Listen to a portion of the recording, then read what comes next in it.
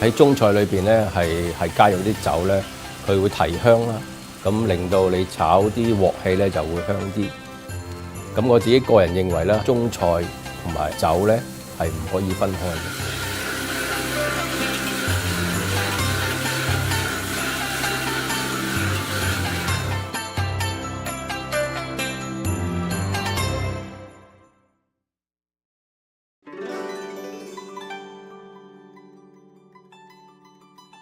炒菜嗰方面咧，就通常都係用花雕酒啦。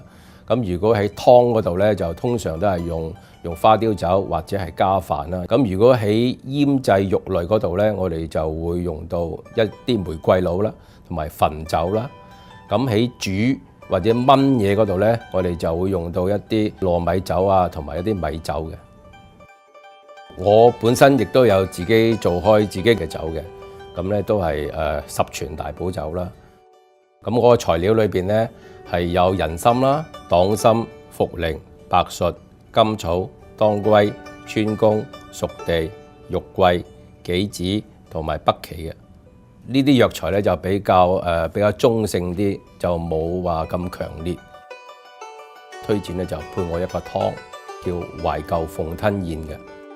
可以先飲一口湯，然後飲少少酒，或者另外一個做法就係將嗰杯酒直接倒落啲湯裏邊。懷舊鳳吞燕咧，其實係一個好傳統嘅中菜嚟嘅。市面上咧亦都係好少人會做呢個菜，因為比較嘥時間啦。咁我哋鄉公咧就堅持傳統粵菜。鵪鶉全部起晒骨，就釀啲燕窩同埋有啲金華火腿絲喺裏邊。揾支針啊，穿好佢，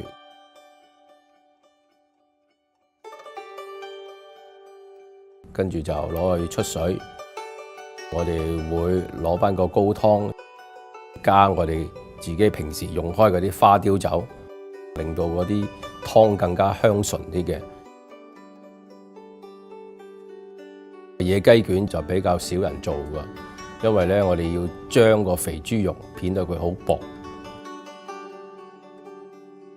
攞啲砂糖啦，同埋玫瑰露就落去醃，令到嗰個豬肉咧就比較通透啲，同埋咧就冇咁油膩啲嘅。酒釀紫薑煎三巴雞球，好香啊！呢個菜個特色咧就係因為我放咗酒釀啦，同埋米酒。酒釀咧就有少少甜甜地㗎。咁咧米酒咧就比較清香啲、清新啲。中菜裏邊咧係有好多種唔同嘅酒嘅，我師傅已經習慣嗰時都有用酒啦。兩樣嘢咧合埋一齊，可以刷到一啲更好嘅效果出嚟。